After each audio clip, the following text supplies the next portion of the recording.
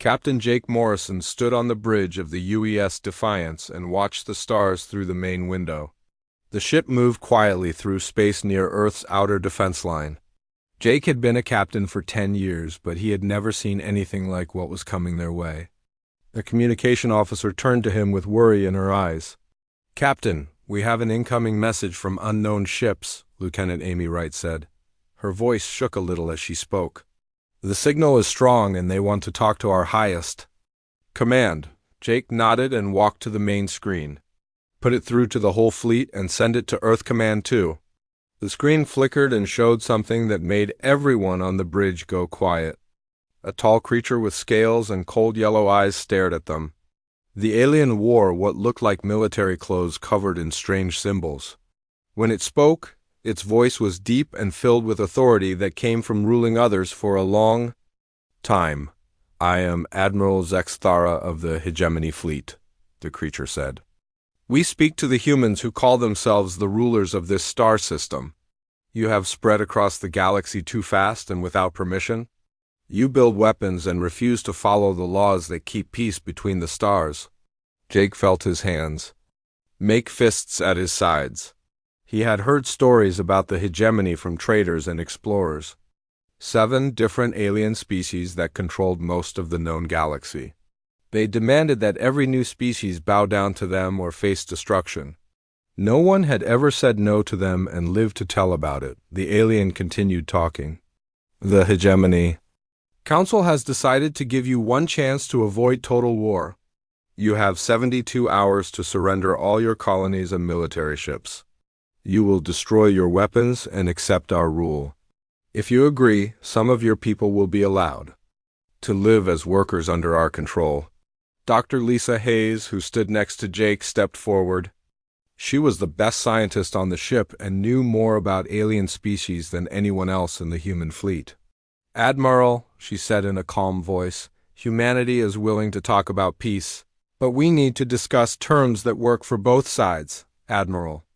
Zexthara made a sound that might have been laughter, but it was cold and mean. "There are no terms to discuss, human. You surrender completely or you die. We have 10,000 ships coming to your system. Your small fleet cannot fight us and win." The message ended and the screen went dark. The bridge stayed quiet for a long moment.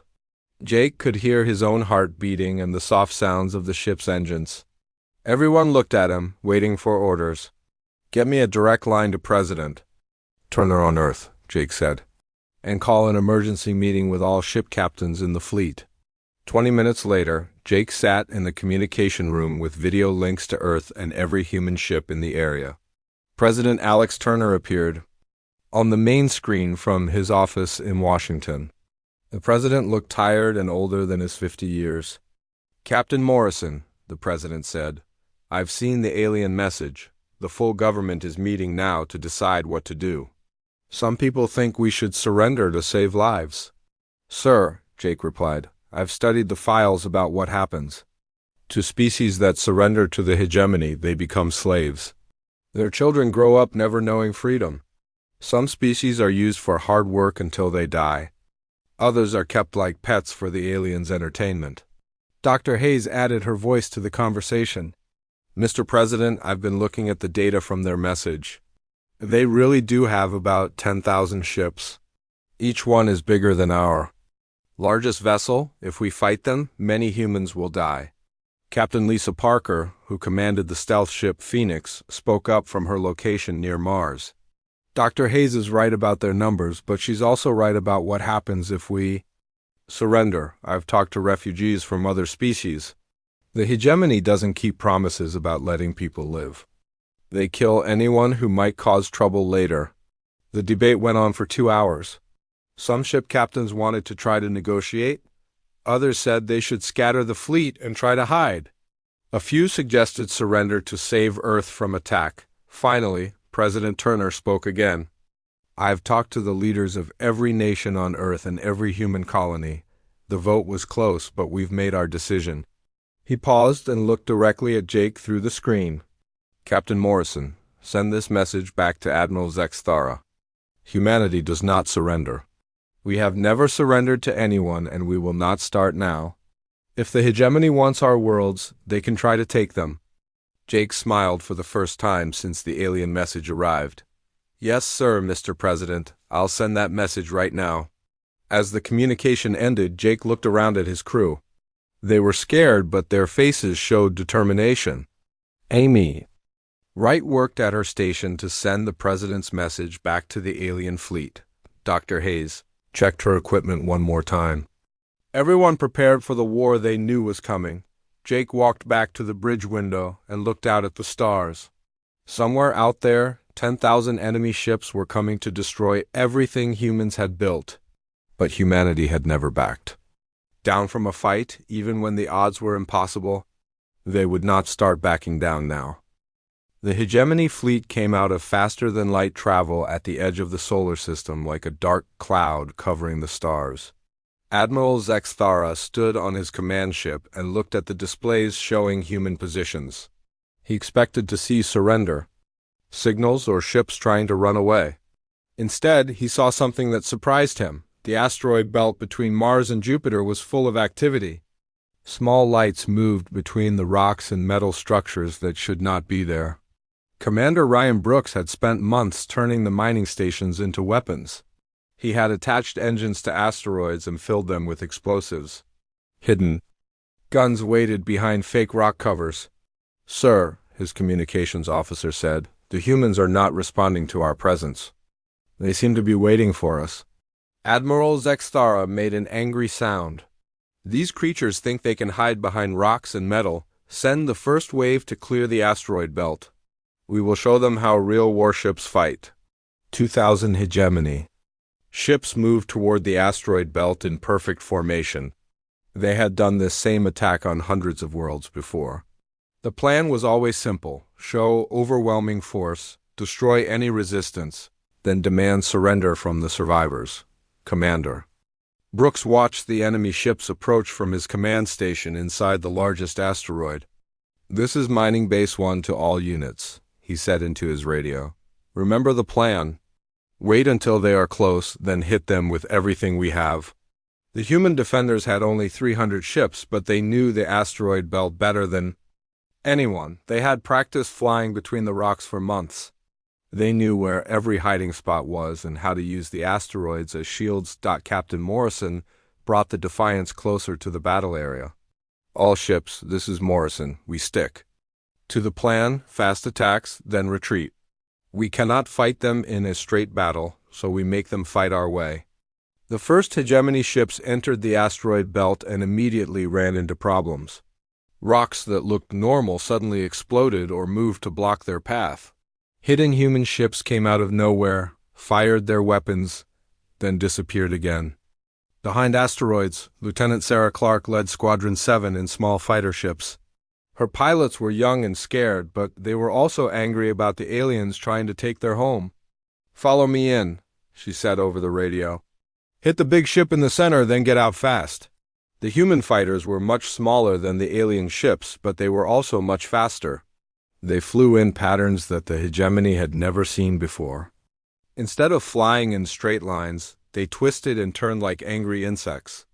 The alien gunners could not hit targets that moved so strangely. Sarah's fighters reached the hegemony command ship and fired all their weapons at its engines. Explosions lit up the dark space as the alien ship lost power and started spinning out of control. Good hit, Sarah called to her pilots. Now, let's get out of here before their friends show up. But the hegemony had more ships than the humans could count. For every alien ship they destroyed, 2 more took its place. Commander Brooks watched his asteroid bases get blown apart one by one. All units, fall back to the secondary positions, he ordered. We cannot hold this line much longer. Admiral Zexthara was angry but also confused. His fleet was winning, but they were losing more ships than they should. These humans fought in ways that made no sense. They would attack impossible targets, take terrible losses, then attack again. No species had ever fought like this against the hegemony. Captain Morrison saw that the asteroid belt defenses were failing. All ships prepare for Operation Desperate Strike, he announced. We are going to attack their main fleet directly. The idea sounded crazy even to Morrison's own crew. The Defiance and the remaining human ships were going to charge straight at thousands of enemy vessels. Dr. Hayes looked at the battle displays and shook her head. "Captain, this is suicide." "They have too many ships." "Maybe," Morrison replied, "but if we are going to die, we will die fighting. And maybe we can hurt them enough to make them think twice about attacking Earth." The human fleet formed into a tight group and flew directly at the center of the hegemony formation. Every weapon they had was firing. Human ships exploded under enemy fire, but they kept moving forward. Each ship that died took enemy vessels with it. Morrison's ship shook as alien weapons hit its shields. "Amy, get me a direct line to that Admiral Zexthara," he said. Lieutenant Wright worked at her station, and soon the alien's face appeared on the screen. "You are beaten, human," Admiral Zexthara said. "Surrender now, and I will let some of your people live." Morrison smiled, even though his ship was falling apart around him. "Admiral, let me tell you something about humans. We do not quit, we do not give up, and we do not surrender to bullies like you."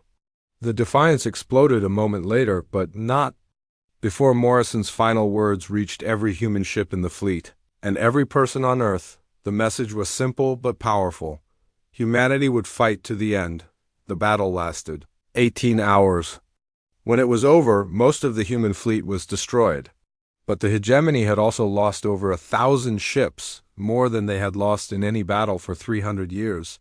Admiral Zexthara looked at his battle reports and could not believe what he was reading. "Sir," his aide said quietly, "should we continue to Earth?" Admiral Zexthara was quiet for a long time. His fleet was still much larger than anything the humans could put together, but his soldiers were shaken. They had never fought an enemy that refused to retreat or surrender. "No," he finally said. "We return to base and request more ships. These humans are not like other species. This war will be longer and harder than we thought." On Earth, people watched the battle through telescopes and radio signals. They had lost most of their fleet, but they had also proven something important. Humans could hurt the mighty hegemony. If their small fleet could destroy 1,000 enemy ships, maybe humanity had a chance after all. The war was just beginning. 6 months after the battle at the asteroid belt, the hegemony had placed their ships around Earth like a deadly fence. No human ship could get in or out without permission. They had also begun attacking human colonies across the galaxy, expecting each world to surrender when they saw the alien fleet arrive. Major Kevin Stone crouched in the underground tunnels beneath New Denver Colony and listened to his radio. The reports from the surface were not good.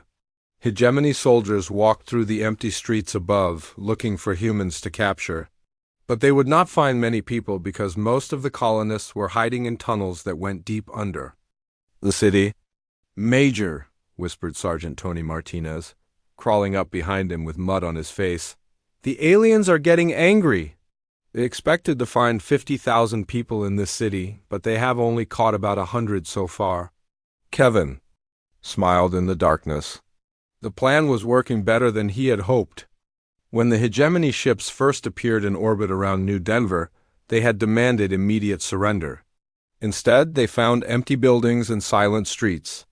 The entire population had disappeared into tunnel systems that the colonists had been building in secret for years. The tunnels connected every major building in the city and extended for miles in every direction. They had food storage areas, sleeping quarters, workshops, and even small factories. The colonists could live underground for months or even years if needed. "What about the weapons we captured last week?" Kevin asked Tony. "The alien energy guns work great, but Amy figured out something interesting about them," Tony replied. Amy Wright had escaped from the destroyed fleet and made her way to New Denver before the aliens arrived. Her knowledge of hegemony technology was proving very useful. Amy crawled over to join the conversation. "I have been studying their weapons and equipment," she said quietly. "The energy guns have a weakness. If we hit them with the right kind of radio signal, they stop working for about 10 minutes. Kevin's eyes got bright with excitement. "Can we build something to send that signal?" Already done, Amy replied, holding up a small device. I made 12 of them using parts from our mining equipment. We can shut down their weapons, attack them with regular guns, then disappear before their weapons start working again. The guerrilla war on New Denver became a nightmare for the Hegemony occupation force. Human fighters would appear from nowhere, attack alien patrols, then vanish back into the tunnels. The aliens tried to follow them underground, but the humans knew every passage and tunnel. Alien soldiers got lost in the darkness, while humans moved around them like ghosts. Dr. Hayes worked in a hidden laboratory on Europa, one of Jupiter's moons. She had escaped Earth before the blockade was complete and set up a secret research base inside an ice cave. Her team of scientists worked day and night to study captured alien technology. I think I found something important, she told her assistant over a secure radio connection. The Hegemony ships all use the same type of computer system. If we can get a virus into one ship, it might spread to their entire fleet. The virus she created was clever. It did not destroy the alien computers, which would be noticed too quickly. Instead, it changed small amounts of information. It made their navigation slightly wrong, their weapons a little less accurate, and their communications occasionally fail at important moments. Captain Lisa Parker commanded the stealth ship Phoenix, which had survived the first battle by hiding inside a comet. Her crew included the best pilots and fighters who had escaped from destroyed ships. They spent their time attacking Hegemony supply convoys that brought food and equipment to the occupation forces. Target spotted, reported her pilot, Lieutenant Nick Johnson, one big transport ship and 2 escort fighters. Lisa looked at the display screen showing the enemy ships. The transport was full of supplies for the alien soldiers on human colonies. If they could destroy it, the occupation forces would have less food and ammunition. Attack pattern Delta, Lisa ordered. Hit the escorts first, then the transport. We have about 5 minutes before their patrol ships arrive. The Phoenix came out of hiding behind an asteroid and attacked the convoy with everything they had. The alien escort ships exploded before they could send a warning signal. The transport ship tried to run away, but it was too slow and heavily loaded. After destroying the convoy, Lisa's ship disappeared again into the empty spaces between planets. The Hegemony never knew where the Phoenix would strike next. Sometimes it attacked supply ships, sometimes communication stations, and sometimes it just appeared to rescue human prisoners before vanishing again. The psychological effect on Hegemony forces was terrible. Soldiers who had conquered hundreds of worlds without serious resistance now faced an enemy that seemed to be everywhere at once. Human prisoners, when captured, often chose to die rather than give information to their captors. Some aliens began to think that humans were not like other species. They had fought. Admiral Zexthara received reports from all the occupied human colonies. Every single world was experiencing the same problems. The humans had not surrendered, as expected. Instead, they had gone underground and were fighting a war that the Hegemony did not know how to win. "Sir," his aide reported during their daily briefing, "we have lost another supply convoy near the human colony of Kepler 442b. That makes 15 convoys destroyed this month. Our soldiers on the surface are running low on food and ammunition." Admiral Zexthara studied the battle reports with growing frustration. His fleet was still much larger than anything the humans could build, but the war was not going as planned. "How many ships have we lost to these surprise attacks?" "Over 300 ships destroyed, sir, and about 500 more damaged. The humans seem to know exactly when and where our convoys will be traveling." The Admiral did not know that Amy's virus had been spreading through Hegemony computer systems for months. The virus was feeding false information to alien commanders and giving real information to human resistance fighters. Every time the aliens planned an attack, the humans seemed to know about it in advance. On Earth, President Turner met with his remaining military commanders in an underground bunker beneath the Rocky Mountains. The surface of Earth was still free, but Hegemony ships in orbit made life difficult for everyone. "The resistance is working better than we hoped," reported General Paul Richards. Every human colony is fighting back. The aliens expected to control our worlds with small occupation forces, but they are having to send more and more soldiers to each planet. Turner nodded and looked at intelligence reports from across human space. How long can we keep this up? The aliens are getting frustrated and angry, Richards replied. They are used to quick victories and easy surrenders. This kind of long war is new to them. If we can hold out long enough, they might decide that conquering humanity costs too much. The underground war continued across dozens of worlds. Humans learned to live in tunnels, caves, and hidden bases. They attacked when the aliens least expected it and disappeared before reinforcements could arrive. The hegemony found themselves fighting not just human soldiers, but an entire species that refused to accept defeat. 2 years into the war, something unexpected happened that changed everything. Commander Nick Johnson sat in a dark meeting room on the neutral space station called Haven's Rest, waiting for a contact that might not even show up, intelligence. Reports suggested that some hegemony species were getting tired of the endless war with humanity. But Nick did not know if he could trust the information. The door opened quietly, and a figure in a hooded cloak entered the room. When it removed the hood, Nick saw something he had never seen before. The being looked almost human, but its skin was pale blue, and its eyes were much larger than normal. It spoke in perfect English. "I am called Whisper by your people," the being said in a soft voice. "I represent the Veltar species. We have been part of the hegemony for 200 years, but we remember what it was like to be free." Nick kept his hand near his weapon but tried to look calm. "Why should I trust you? Your people have been fighting alongside the hegemony against us." Whisper sat down across from Nick and folded its hands on the table. "Because the Veltar never chose to join the hegemony.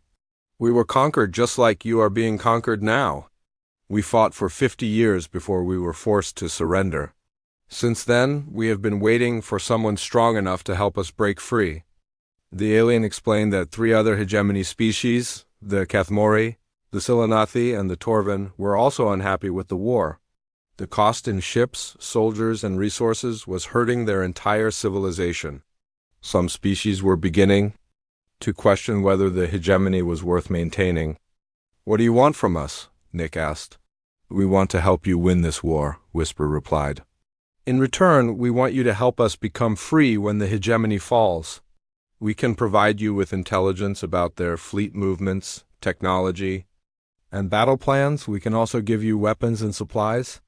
Nick knew this could be a trap, but the war was not going well for humanity. They needed all the help they could get. "I will have to talk to my commanders, but I think we can work together."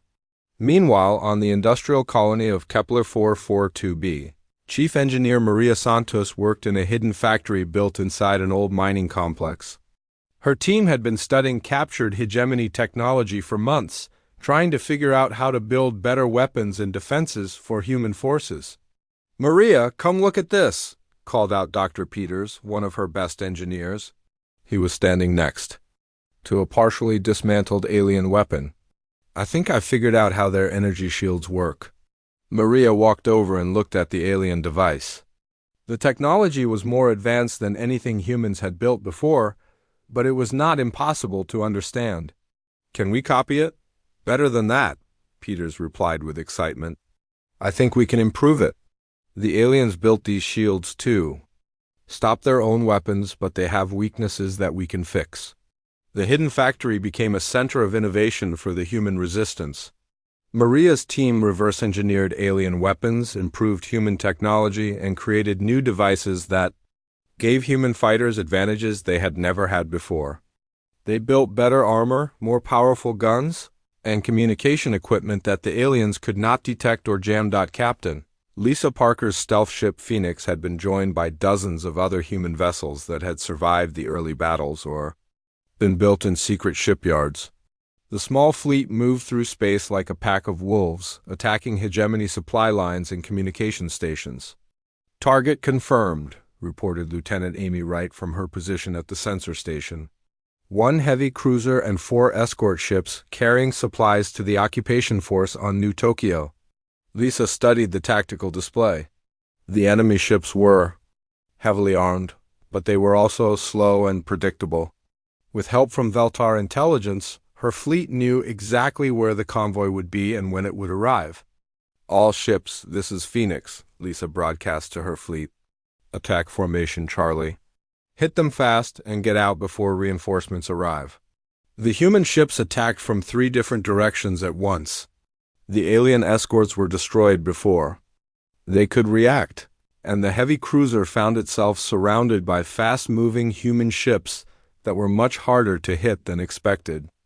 The new shields and weapons from Maria's factory made the difference between victory and defeat. Dr. Hayes continued her work on Europa, developing new versions of the computer virus that was causing chaos in hegemony systems. The latest version was even more clever than the first. It could hide itself better and spread faster through alien networks. "I have been studying their communication patterns," she told President Turner during a secret video call. "The virus has infected about 60% of their fleet. Their commanders are getting false information about human positions and strength. Some of their ships are even attacking each other by mistake." The virus was also providing valuable intelligence to human forces. Every time the hegemony planned an attack, the resistance fighters seemed to know about it in advance.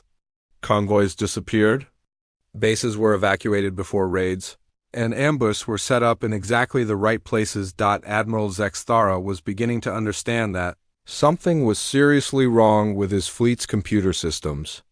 Reports from different ships did not match each other. Orders were being misunderstood or ignored. Communication failures happened at the worst possible times. "Sir," his communications officer reported during their daily briefing, "we have lost contact with the 4th Battle Group near the human colony of Proxima Station. Their last message was 3 days ago." The admiral looked at the tactical display showing all hegemony forces in human space. Red markers indicated ships that had been destroyed or gone missing. There were far too many red markers for his comfort. "How many ships have we lost this month?" he asked his aide. 237 ships destroyed, sir, and over 400 damaged or missing. The humans seem to know exactly where our weakest points are. Admiral Zexthara was a veteran of many wars, but he had never faced an enemy like humanity. Other species fought traditional battles with fleets and armies. They had clear military targets and civilian populations that could be threatened. Humans fought differently. Every human seemed to be a potential soldier. Every colony was a fortress. Every battle was just the beginning of a longer fight. The alliance between humans and the rebellious hegemony species grew stronger over the following months. Veltar ships began appearing alongside human vessels in attacks on convoys. Kethmori warriors shared intelligence about hegemony battle tactics. The Silanathi provided advanced technology that helped human engineers build even better weapons. Major Kevin Stone, still fighting the underground war on New Denver, received a message that changed everything. "This is whisper to all human resistance forces," the voice said over his secure radio. "The Hegemony Council is meeting next week to discuss ending the war. 3 species have formally requested withdrawal from the alliance. The war is turning in your favor." Kevin smiled as he shared the news with his fighters hiding in the tunnels. For the first time since the war began, victory seemed possible. The mighty hegemony was starting to crack under the pressure of fighting an enemy that refused to surrender. The tide of war was finally beginning to turn, but the hardest battles were still ahead. Humanity and their new allies would need to prove that the hegemony could not only be resisted, but actually defeated. 3 years into the war, the situation had changed completely from what Admiral Zexthara had expected when he first delivered the ultimatum to humanity. The computer virus created by Dr. Hayes had spread through 90% of hegemony systems, causing chaos in their command structure. Ships received wrong orders, supplies went to the wrong places, and battles were fought based on false information. General Paul Richards stood on the bridge of the liberated cruiser New Hope, looking down at the colony world of New Tokyo. For 2 years, hegemony forces had occupied this important human settlement. Today, Richards was leading the largest human offensive since the war began. And for the first time, they were fighting to take back territory instead of just surviving. "All units, this is General Richards," he broadcast to the mixed fleet of human and alien ships surrounding the planet. "Remember the plan? The orbital stations first, then the ground installations? We want to free our people, not destroy the colony they built." The attacking fleet included ships from 4 different species. Human vessels flew alongside Veltar cruisers, Kethmori fighters, and even a few Silanathi heavy battleships. The alliance that had started with secret meetings was now an open rebellion against hegemony rule. Whisper. The Veltar representative stood next to Richards on the bridge. "General, our scouts report that the hegemony garrison is smaller than expected. It appears they have been moving ships to defend more important targets." Richards nodded. Intelligence reports suggested that the hegemony was having trouble defending all their conquered territories. The long war with humanity had stretched their forces thin, and rebellions were starting on other occupied worlds as well. "Begin the attack," Richards ordered. The battle for New Tokyo was unlike anything the galaxy had seen before. Human ships used tactics they had learned during 3 years of guerrilla warfare, while their alien allies provided heavy firepower that could match hegemony weapons. The orbital defense stations were destroyed in the first hour of fighting. Lieutenant Sarah Clark, now a squadron commander, led her fighters against the hegemony ships trying to escape from the planet's surface. Her pilots had learned to work together with alien wingmen, creating combined attack formations that were more effective than either species could manage alone. "Blue Squadron, follow the Veltar ships in," Sarah called over her radio. "Red Squadron, take the high approach with the Kethmori fighters. We are not letting any enemy ships get away from this battle." The space battle lasted 6 hours, but the result was never really in doubt. The combined human-alien fleet was larger, better coordinated, and fighting with the confidence that came from knowing they were winning the war. Meanwhile, Major Kevin Stone had emerged from the tunnels of New Denver to lead ground forces in, retaking the colony's surface installations. His guerrilla fighters had become experienced soldiers during their underground war, and they knew every building and street in the city. "The aliens are retreating to their command bunker," reported Sergeant Tony Martinez over the radio. "Should we surround them and wait for surrender?" Kevin thought about all the humans who had died during the occupation, all the families separated, and all the suffering the hegemony had caused. "No," he replied. "We go in and finish this fight. These aliens chose to come to our world and hurt our people. Now they face the consequences." The assault on the command bunker was swift and decisive. Hegemony soldiers who had terrorized human civilians for years found themselves facing fighters who knew the terrain perfectly and had nothing left to lose. The occupation of New Denver ended with the surrender of the remaining alien forces. But the real shock to the hegemony came from an unexpected source. Admiral Zextara himself, facing court-martial for his failures and disgusted by his government's increasingly desperate tactics, made secret contact with human forces. Captain Lisa Parker met with the alien admiral on a neutral merchant ship in deep space. She had expected to face her enemy across a negotiating table, but instead found a tired old soldier who seemed broken by years of pointless war. "Captain Parker," Zextara said in his deep voice, "I have served the hegemony for 40 years. I have conquered 12 species and brought order to 50 star systems. But this war with humanity has shown me something I never wanted to see." Lisa kept her weapon ready but listened carefully. "What is that, Admiral?" "That we have become the very thing we once fought against," Zextara replied. "The hegemony was formed to bring peace to the galaxy, but now we are just bullies who destroy anyone who refuses to obey us. Your people have shown courage that my own species has forgotten." The Admiral offered to provide detailed intelligence about hegemony defenses, fleet positions, and battle plans. In exchange, he wanted only one thing: sanctuary for himself and any hegemony soldiers who no longer wanted to fight for their government. "Why should we trust you?" Lisa asked. "You started this war, you attacked our worlds and killed our people." Zextara was quiet for a long moment. "Because I have seen what happens when the strong refuse to protect the weak. Because I remember what my people were like before we became conquerors. And because I believe that your species offers the galaxy something we have lost, the idea that freedom is worth fighting for.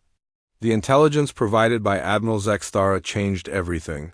Human and allied forces learned about a massive hegemony fortress called Centauri Prime, a world that controlled supply lines for half of their fleet.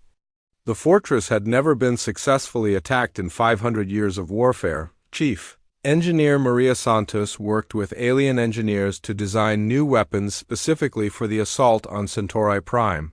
Her factories, now operating openly on dozens of liberated worlds, produce ships and equipment that combine the best of human and alien technology. The fortress has shields that can stop any normal attack, she explained to General Richards during a planning meeting. But I think we can overload their power systems if we hit them with enough energy at exactly the right frequency. Dr. Hayes added her own expertise to the assault plans. The computer virus should be able to disrupt their defensive systems for about 20 minutes. That gives us a small window to break through their shields and land troops on the surface. The plans for attacking Centauri Prime required perfect timing and coordination between hundreds of ships from multiple species. It was the kind of complex operation that would have been impossible at the beginning of the war, but 3 years of fighting together had taught humans and their allies to trust each other completely. Admiral Zexthara provided the final piece of information needed for victory. The fortress commander is Admiral Krelter, my former student, he told the human planners. He is proud and arrogant. If you can make him angry, he will make mistakes that you can exploit. The stage was set for the largest battle of the war. If Centauri Prime fell, it would prove that the mighty hegemony could be defeated by the very species they had tried to enslave. The attack would either end the war in humanity's favor or result in the destruction of the entire Rebel Alliance. General Richards looked at the battle plans one more time and then at the faces of the humans and aliens who would carry them out. Everyone knows what we are fighting for, he said simply. Let's go show the galaxy that freedom is stronger than fear. The assault on Centauri Prime began exactly as planned. General Richards commanded the largest fleet humanity had ever assembled, with ships from 6 different species working together in perfect coordination. The fortress world appeared on their screens like a metal planet, covered in weapon platforms and defense stations that had never been defeated. Admiral Krelter, the hegemony commander defending the fortress, watched the approaching fleet with confidence. Let them come, he told his officers. Centauri Prime has stood for 500 years. No enemy has ever broken our shields or landed troops on our surface. But Krelter had never faced an enemy like the human-led alliance. The attacking ships did not follow traditional battle patterns.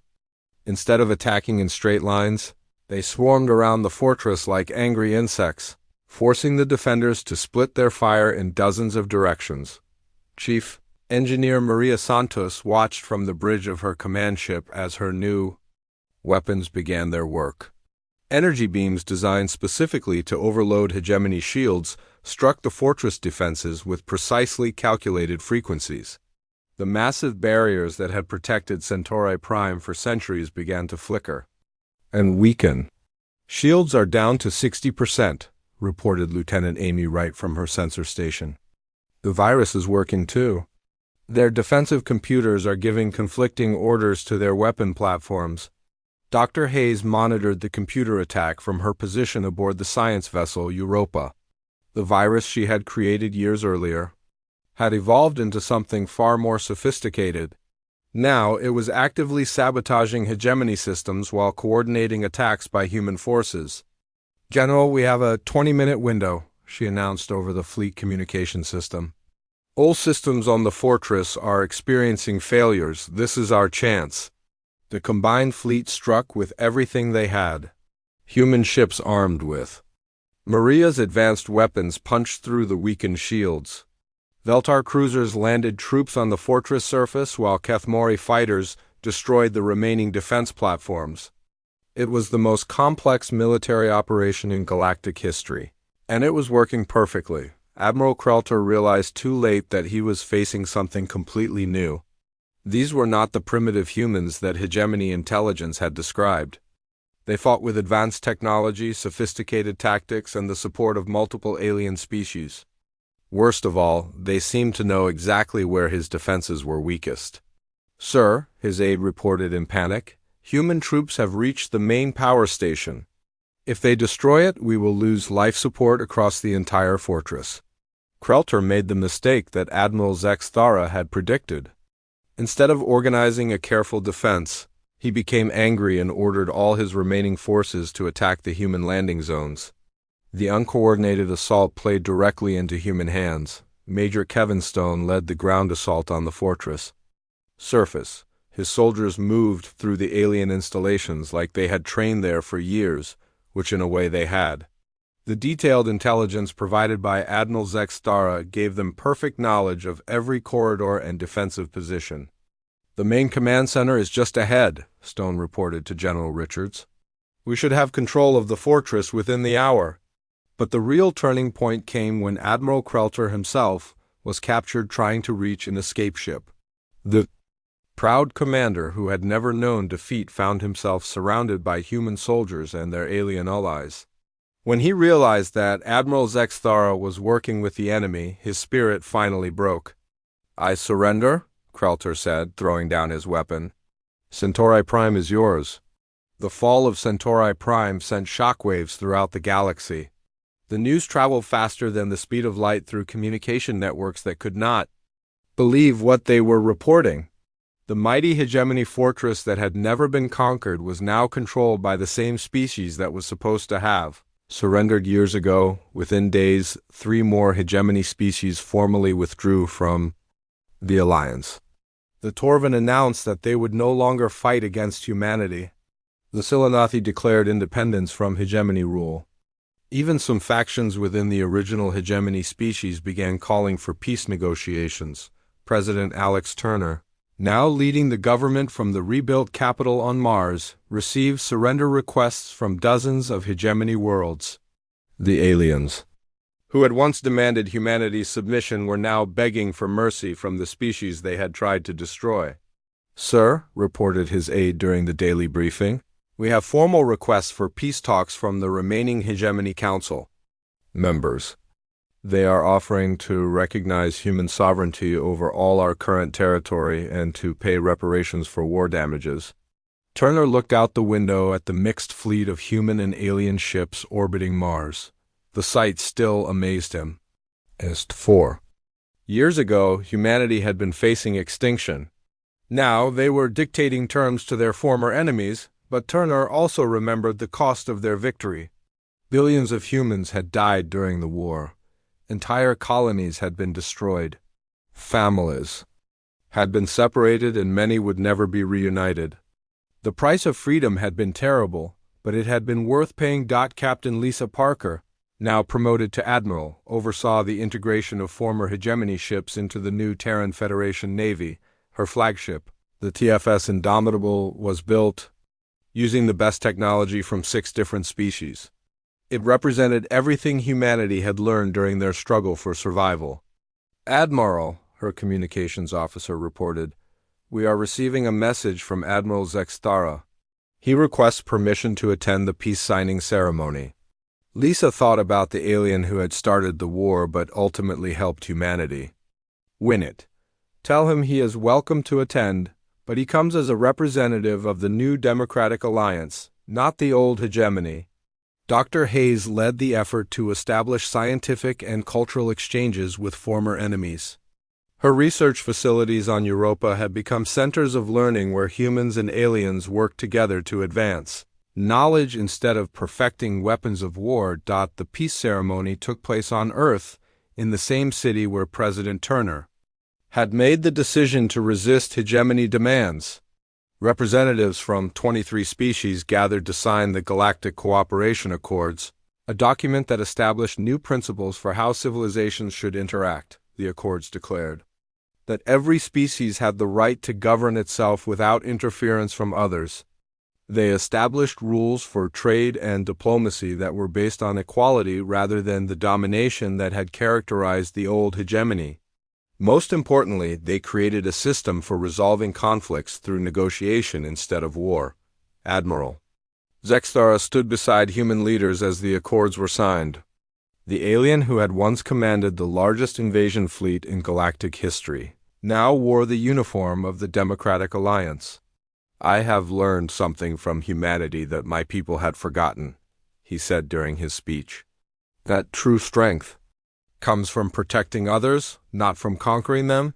As the ceremony ended, Admiral Parker walked to the observation deck and looked up at the ships in orbit around Earth. Human vessels flew alongside former enemies in formations that would have been impossible to imagine just years before.